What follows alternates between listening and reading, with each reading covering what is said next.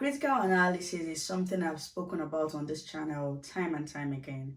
So when I get people come into my email and tell me, "Hi, Dr. B, do you mean that critical analysis is when you place one school of thought against another, or when you just talk about different school of thoughts on a particular issue?" Yes, that is critical analysis, but that is not all what critical analysis is. Do you understand what I'm saying? So in today's video, we are going to define critical analysis. This is going to be a bit lengthy, and that's because I'm going to try to give an example for each use of critical analysis that I describe, or each mini definition of critical analysis that I give. So bear with me, but take your time to try and understand it. And the whole essence of this is so we don't all get confused. Critical analysis is not just about school of thought, and it's not just about using certain phrases. That's not all what it is. It is a lot more than that. So I'm going to try to be very explicit in this video and just break it down as far as possible and use numerous examples. Okay, so that said, if that sounds like what you're looking for, then definitely keep watching and send to other people as well. Welcome back. It's been a couple of minutes, guys, and I hope you missed me. I missed you guys too so much. I've taken a couple of weeks off just to get my bearing and all that, and it's okay. I'm back. You got me. I'm back. All right, guys, so let's get this critical analysis matter out of the way, okay? Because I don't want us to get confused. I don't want us to streamline critical analysis, because critical analysis can be used in numerous ways for different things. So that's what we're going to solve in this video. That's why I'm showing my face today. Like, get your pen, get your paper. Let's get to this thing, okay? All right, guys. So what I'm going to do is tell you give you a brief definition and try to give an example or try to explain it so that you can understand what it means. So you don't just assume that critical analysis is just school of thoughts. Okay, I know I have previous videos that have spoken about the school of thoughts part of it, and then the comparing of two ideas, right? I have videos on that. Feel free to check that out. But that's not all what critical analysis is. So I'm going to try to list a couple of other things that critical analysis can be. And then maybe in other videos, I'm going to now explain further or give more examples if you guys want. So before I go on, I hope you have liked, I hope you have subscribed. As in, it's non-negotiable. If you've watched the video up till this point, please like and subscribe. Send to your friends, send to your classmates, your colleagues, anyone that you know will benefit from this video, okay? Send to them, and that would help other people see it as well. And that would be nice, okay? All right, guys, make sure you do that, but let's get into this video proper, okay? Number one, critical analysis is used to identify significance. And what does this mean? So let's go straight to an example. That means that, say for example, you have a medication like anti-malaria, and of course anti-malaria is used to treat or prevent malaria. So if you want to put it a step further, you can say this implies that if a person with malaria takes an anti-malaria, then that means they would be using it as a form of treatment. Likewise, it can be used by someone who doesn't have malaria as a form of prophylaxis, that's as a form of prevention before even getting the malaria. Take it a notch further again and talk about the implication of using anti-malaria, the positives and all that. So that is you telling us the significance. That is a form of critical analysis. As easy and simple and straightforward as it sounds, it is a form of critical analysis. Right? So if we now take it a notch further, number two would now be critical analysis can be used to identify strength and weaknesses. So if there is a particular thing, still on medication now, a particular medication, for example, say anti-malaria still, and we would use the example of chloroquine, the quinine family, Of course, anti-malarials like quinine are used to treat or prevent malaria. However, this same quinine is known to have a side effect of causing itching all over the body. That's just an example, right? But that's to show you that you're still critiquing. It is quinine, it has a strength and it has a weakness, right? Yeah, so it's still a form of critical analysis. I hope you're following me. Number 3, critical analysis can be used to weigh one point against the other, right? So this is where that idea of different school of thought comes in.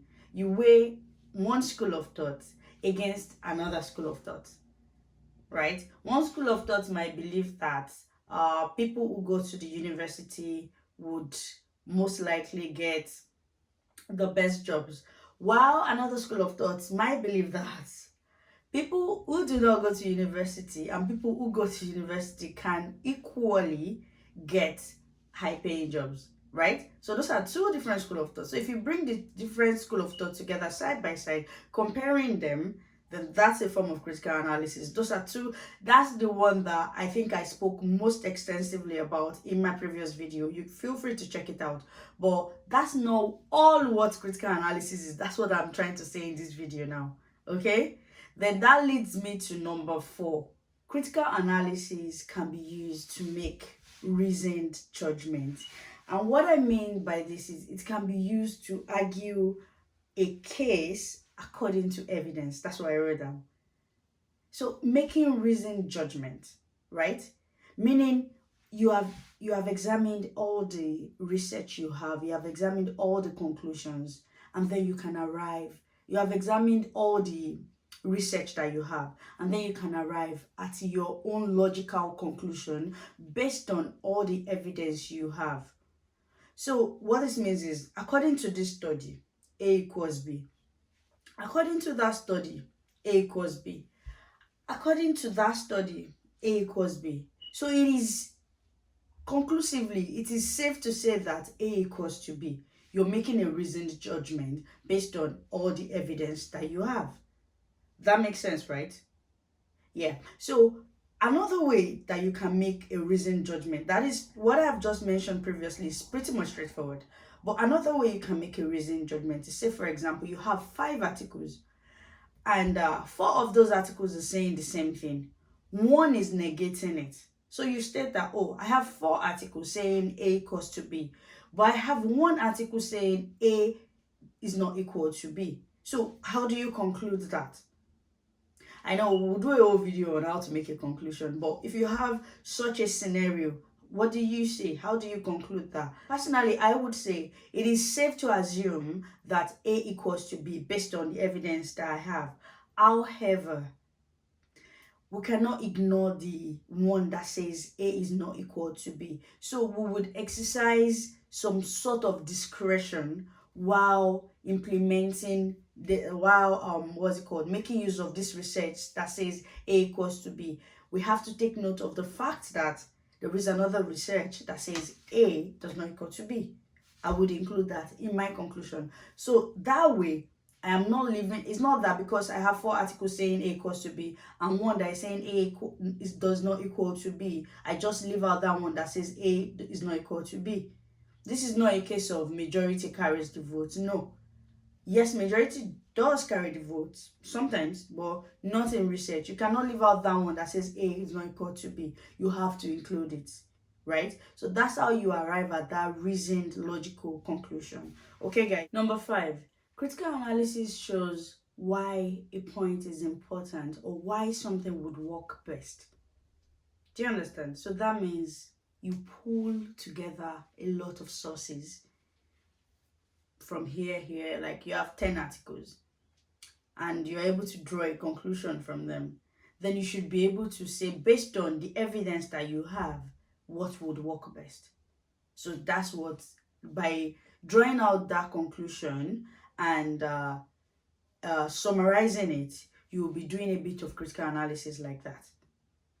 Do you understand?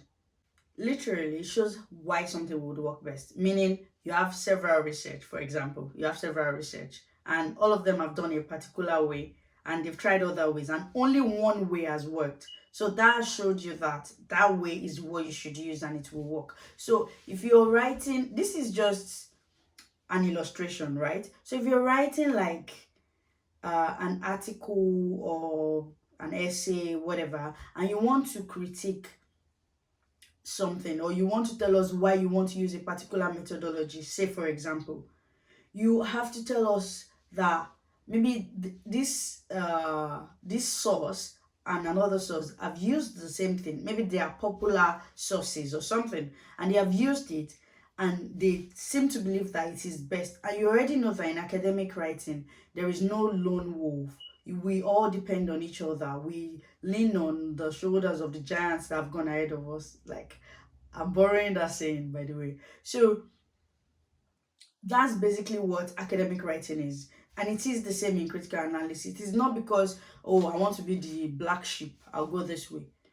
But no, if that's the way, then medicine and every other aspect of our lives that depends on research would just go AWOL, because everyone will be doing what they think. But everything, every guideline that is used is based on research. So what has research said? So that's why it indicates why something would work best.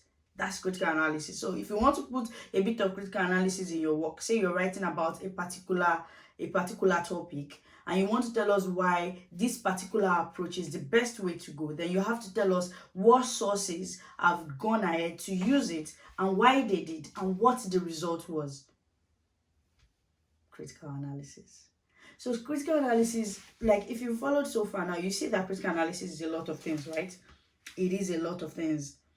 So now moving forward, critical analysis weighs the importance of a component, and he evaluates the relative significance of the details. Does that make sense? And then I jotted this down so that you won't just assume based on the last video, right, that it is just comparing to school of thought. It is way more than that. It is just using, I see people do that a lot. However, although, yes, there are ways. Yes, I mentioned that using because. Yes, I mentioned that. Yes, they are part of critical analysis, but they are not the only things, right? So when you have something to weigh up the importance of a component, or to evaluate the relative significance of details, to structure information in the order of importance. These are things, when you want to show the importance of something, then you have to critique. You have to use critical analysis. So, say for example, I have 3 makeup brushes. They are used for different things on the face, right? But there would be one particular brush, now I'm talking to my lady, there will be one particular brush that can do almost anything, right? So you arrange them in order of importance like that. So the same thing goes for when you are writing. And I have this feeling that somebody's going to ask me to apply this in, what's it called?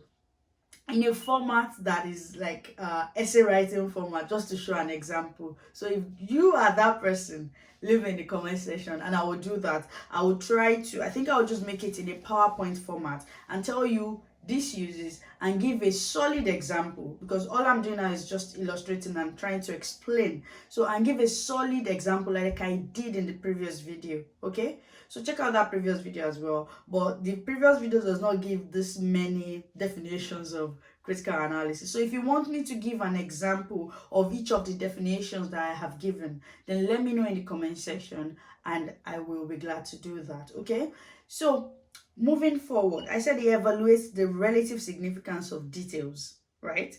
And it structures information in the order of importance. Never forget that. So if you have the brush, like I was saying, there would always be one that would stand out. So if there is an issue, or if there are techniques that you're using, maybe 3 techniques that you have found out that can be used for a particular issue, there will always be one that is most common. So simple illustration would be, there are 3 ways to go about, a particular issue: way A, way B, and way C. However, upon consideration, upon researching rather, upon researching and exploring all the ways, it has been found out, according to maybe some sources, according to dash dash it all, that way C is the best way to go. Because do you see how I have come? It's not just way B is the best way to go because there are three ways. After exploring, after researching, it's been found that way C is the best. And the reason for this is because, see how it has showed the importance. So you need to see academic writing and critical analysis like storytelling. You have to dig deep. Basically, that's what it is. So I think the last point that I'm going to mention, I've tried to put everything together so I don't bore you out and the video doesn't get too long. Okay, so the last reason that I will give is that critical analysis, or the last use of critical analysis, is that it is used to draw conclusion and it gives reasons for selecting each option. So of course, critical analysis is used to draw conclusion. Remember that my illustration, that if you want to buy a phone and you go to the, before you even go to the store at all, you're searching on your phone. You're like, okay, first, should I get an iPhone or should I get a Samsung? Like, should I get an Apple product or should I get a Samsung product? And you're like, okay, what are the things to consider, right? You check out the storage, the camera quality, how fast it is, all other things that you do, the body, the structure, the durability, everything, the reviews. And if you're like me, how well can it stay inside water? Because, you know, somebody will drop phone inside water. Like, how well does it survive in harsh environments? Like, different things. You have to take yourself into consideration. So, based on all that, then you now draw a conclusion.